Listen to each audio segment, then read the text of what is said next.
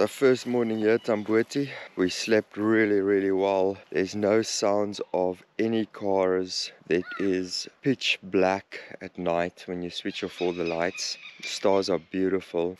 It wasn't really cold as such. It's chilly until the sun starts coming out this morning. Last night was also a little bit chilly.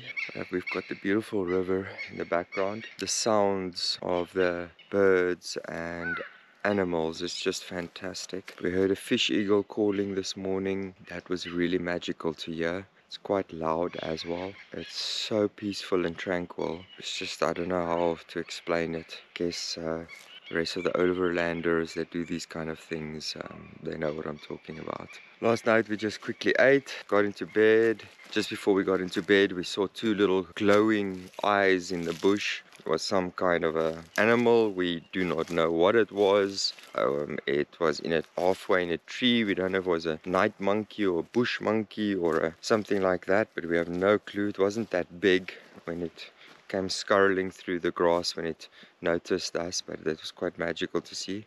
Would have loved to have known what it was. The sun is busy coming up at the moment. I got up just before the sun came up to make coffee and all of that. The camp is really nice. We heard some animals in the bush last night. Obviously didn't get out of the tent. We were way too tired, but it was really nice.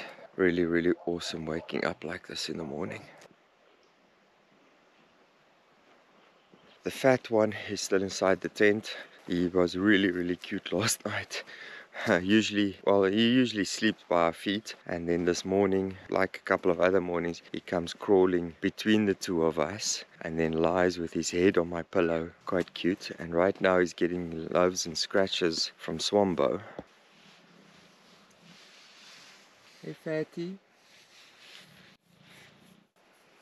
He's being really adorable. Unfortunately, we found a tick on him this morning. It was on his paw. We took a tweezer, got the whole thing out with the head, so that's good. Burnt the little bastard afterwards.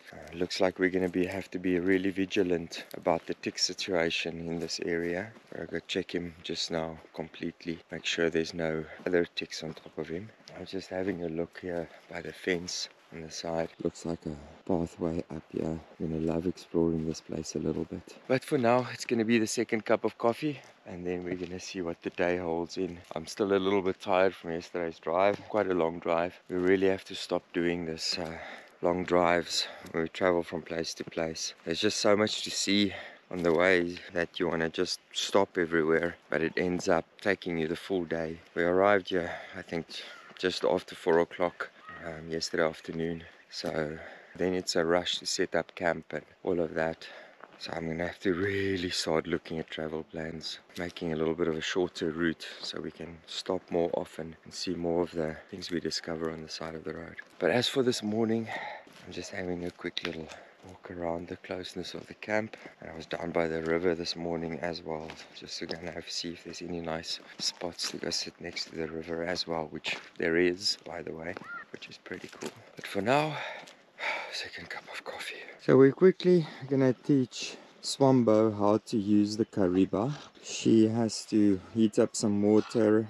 So far I've been doing this the whole time, so I'm just gonna help her to set this thing up so that she can start doing it by herself. So point number 1, connect gas bottle to kariba. Check. Point number 2 is connect pump to kariba. Trying to check. Doesn't matter which one. No, it doesn't. Put pump in water. Make sure pump is submerged below water level. Yes. Connect pump pluggy to 12. We do that last. Oh. Okay, so connect the hose pump.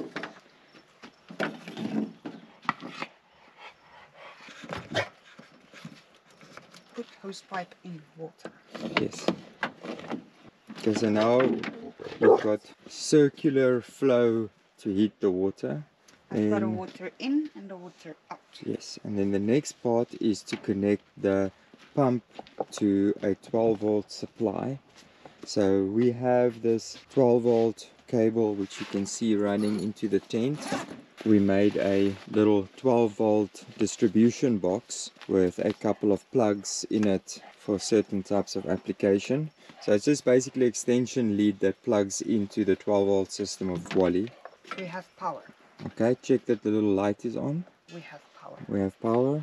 Okay, then the next step is to get the pump circulating through the switch. But before we do that, let's prepare the Kariba first. Now, the general idea of the Kariba is it's got a little button over here which carries a battery. But unfortunately, we do not have batteries. Oh, but wait. Is it AA batteries? Yes, AA, not AAA. Swambo is going to look if she doesn't have a battery. Why is he to the rescue? Where's this? Somewhere, Swambo found some batteries. There is a battery in there at the moment. It's flat. Just take it out. Just tip it over. There we go. Let's put it in the same orientation. Let's see if this is going to work. Screw it on. You just press it to hear if it makes it. No, you don't need to press it that hard. I don't think she's clicking. See, the dumb part of this is take it out again. We're not too sure. It doesn't show the orientation that the battery has to go in. So I just put it the other way around in. Let's test that one. There you can hear it. Okay, so now the spark is active. So all that we do is open the gas. There we go. Then the next step is to turn over the gas, open the gas. But first switch on the pump. Pump is running. Okay, click it. There we go. It's ignited nice and fast. Now we've got just the water circulating inside the bucket and we give it some time to warm up. So how was that? I did it! Okay, so let's just go all through the switching off procedure. So switching off procedure will be firstly turn off the gas over here. Then you turn off the gas over there to make sure. And then after that you switch off the pump. So what do you think? Easy enough? Very easy. Okay, great. So I can go and do my stuff now. Yes, you may. Okay.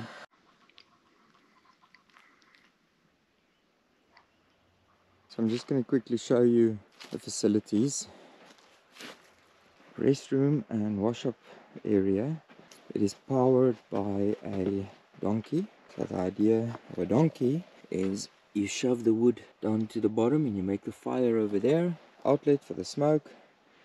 And there's a big cylinder built into the inside where the water runs into and starts heating up. A little pipe down at the bottom that goes to the facilities. Toilet over here, nice and clean, cute little curtains, very clean. And then on the other side you have the shower area, little basin. I've got a battery down at the bottom to run the lights. Nice size little shower. This is pretty cool.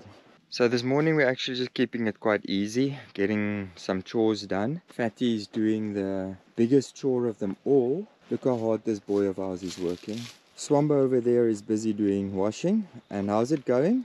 Actually really good.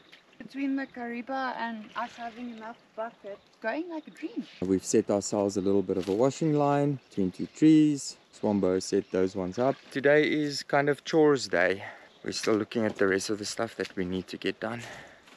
I'm also monitoring the solar to see how we are gonna survive for the next couple of days over here. Currently we are drawing more than what the solar is putting in, so the batteries are still working. But hopefully in the afternoon, once the sun starts coming over, we're gonna get some more charge in. Yes, I can move the solar panels. They've got extension wires, so I can put them pretty much anywhere where I can see the sun is going to catch. But I'm trying to do a test to see what's going to happen with the sun, so that I know the next day, if I want to, I can just chuck the solars in the exact same place and we should get charge into the batteries to sustain us for the next day. So that's the idea, and that's why I'm not moving the solar. So just quickly, one of the chores that I got to do is to locate the external to the outside of the vehicle, because it's becoming a really bit of a pain in the backside to every time loop it through the hatch, and then you might be pinching wires and all this kind of stuff. So I'm just quickly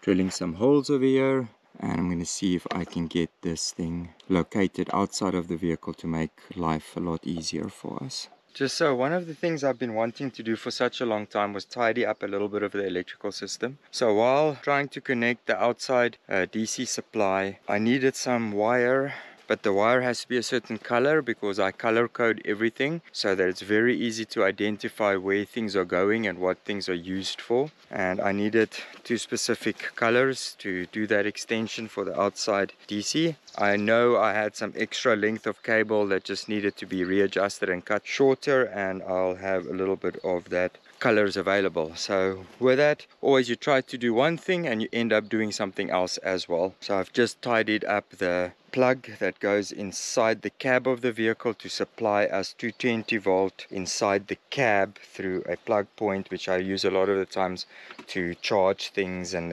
which makes it easier for me. And also I can keep it out of the sun if I don't want to work inside the tent. So it's mainly just to charge things. So I readjusted this and it's nice and tidy. So you didn't see what it looked like before. There was a lot of loose cable extensions lying there, and I'm very happy with that. But now I have to still extend the other cables to put the outside DC supply in. So that's what I'm busy with. There we go, modification done. Now it will make life a lot easier for both of us to connect and disconnect the 12 volt extension. No more running wires through the canopy lids. I'm happy with that one. There's some other modifications I still need to do on the electrical system, but for that one it's a little bit of a bigger bush fix that I need to do, and I think I'm gonna just sit down a little bit, think about it. Okay, update on the solar is that we are pushing in, let me just have a proper look quickly, 103 watts. We're withdrawing 82 watts, if I can understand it correctly. So currently we are pushing in more into the vehicle than what we are actually using.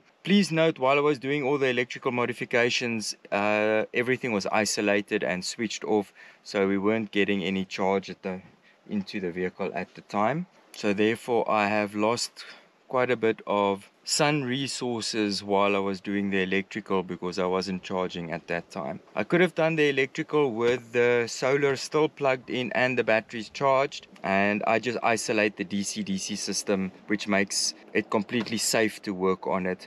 I built it that way so that I can do multiple works on the vehicle without having to switch everything off. So there we go. Batteries are up at 100%. It's busy with bulk charge at the moment. It's all being done with our 2 solar panels. So I think I'm happy. Whatever you take out, you'll be able to put back in. We haven't done any harsh 220 volt appliances yet. We're gonna start trying that out now as well. Swambo wants to use her hair dryer and straightener and things like that, so we're just gonna double check also if the system can handle it, and I'll tell her to do that in the morning, so whatever we take out we can replenish easily during the day. We're gonna see how that one goes as well. So we've decided to just double check everything, and just in case we do run out of gas, hubby's monster power system is supposed to be able to run stuff like a kettle and the convection plates, hair dryers, straighteners, all of the fun electrical things. So I wanted coffee, and hubby decided we can test it on the kettle so long. So let's see what happens.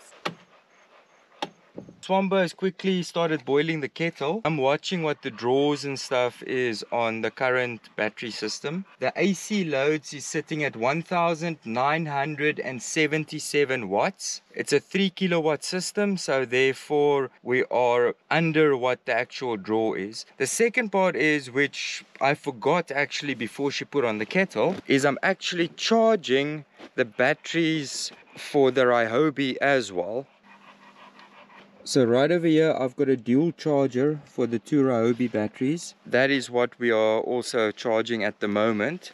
So not only are we boiling the kettle, we are also charging batteries, and I'm just double checking the draw we're still sitting under 2000 watts, and we are, where the solar is inputting 102 watts, and the DC draw at the moment is about, it's averaging 300, 305, 290. It's jumping between those two at the moment. And with all of that put in, battery is drawing 2460 watts plus minus. That's the amount of watts that's being pulled out of the battery. But take note, 100 plus minus watts is coming in from the solar as well. So the system is really in big capacity at the moment. It's working, which I'm very happy about. The next thing also, which we must still do, is we must check the inverter cooker plate that we did bring with us. We try to get ourselves in such a way that if the one source fails, for instance, we run out of gas, we have the availability to still make food and boil water and run whatever we need to run off solar. I'm very keen to do the test for the cooking still, but unfortunately we do not have a pan with us that's got a magnetic base to be able to use the convection plate. That's the one. The system works really, really well. The kettle has boiled, the coffee is prepared, and now Javi can just pour it in.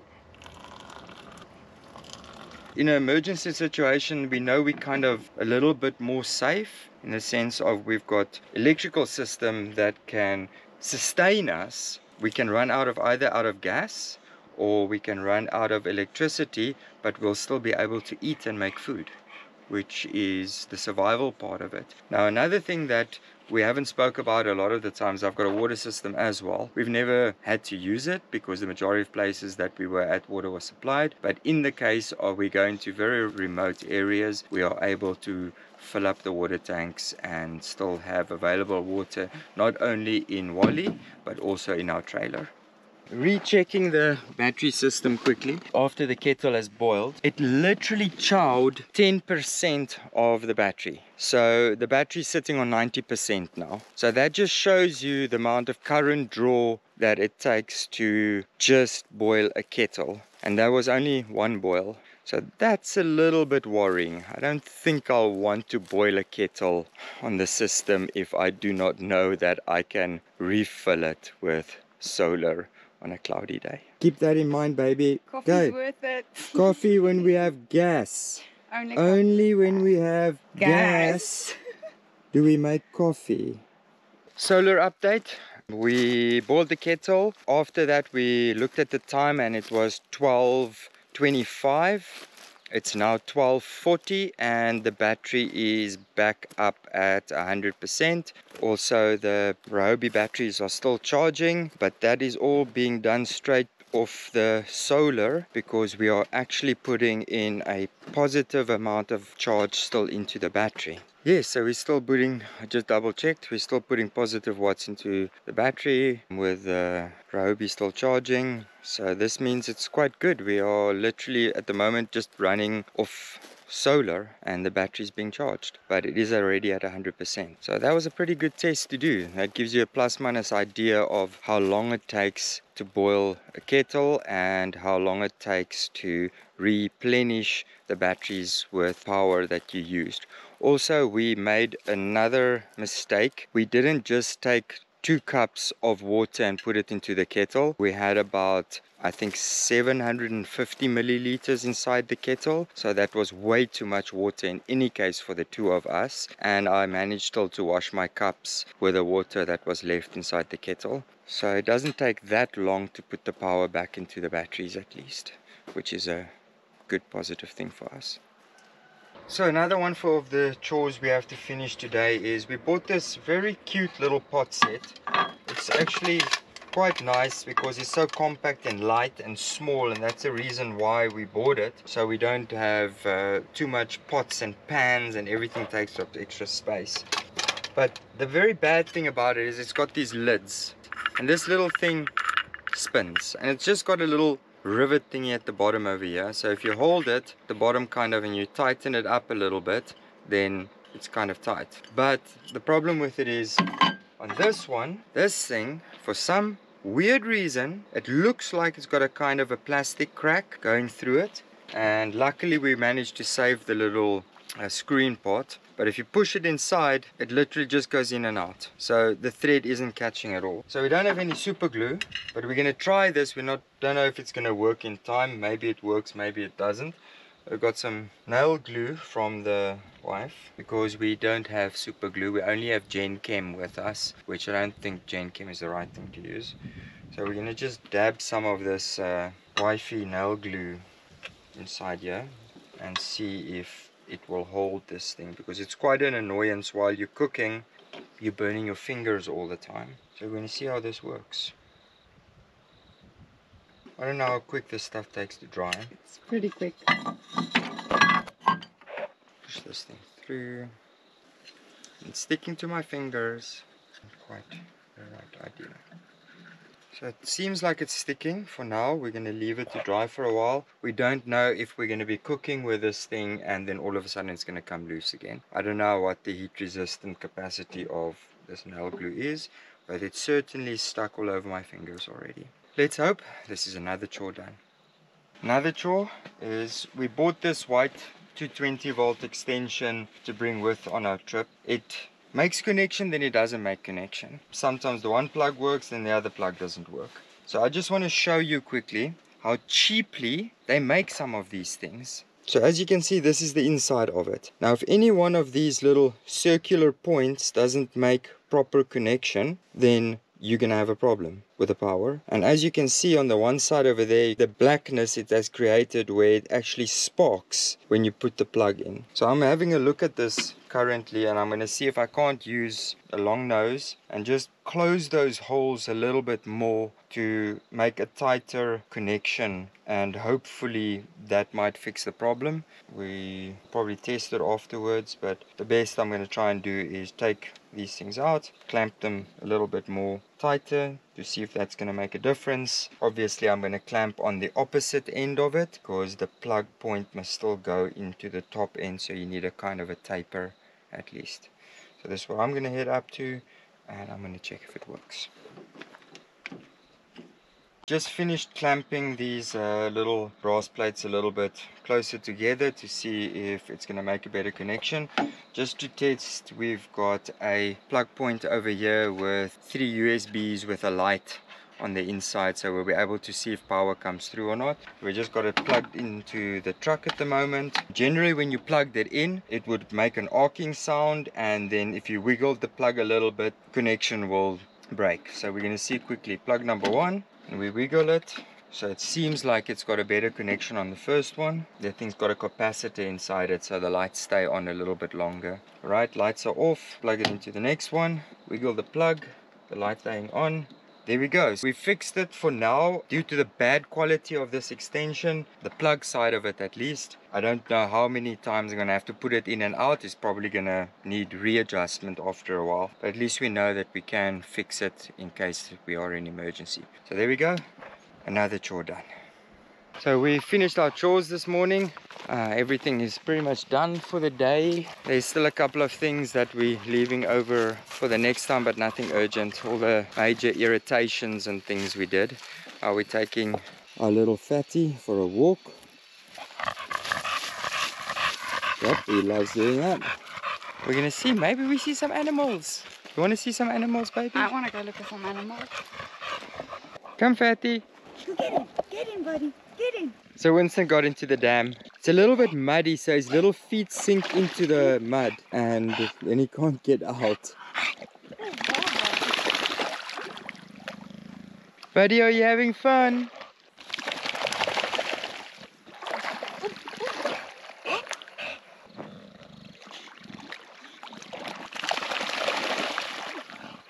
Come on, let's go, let's go.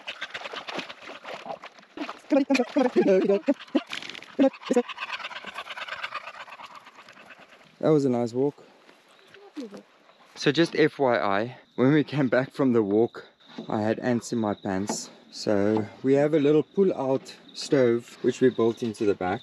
It's kind of cool. We've never actually started it up or used it on our trip due to the fact that we struggled with the connection. The one plate on this side is not working 100%, but we got it connected today. Spent some time thinking a little bit. The biggest issue was the long gas line that you need retains gas, and all of this gas, when you usually just turn it off and you unscrew it from the lid, you lose all of that gas inside here. So with the consumables that we had available to us, we quickly made a new pipe, and we've got underneath here, we've got the regulator. Usually was one of the big problems, so we just bolted it in place from underneath, and now we have this little tap over here that when you're finished cooking, you just close this and it retains, supposed to, if there's no leaks, retains the gas inside the pipe, and then we save on gas, because we never really used it because of the gas situation. You wasted a lot of gas.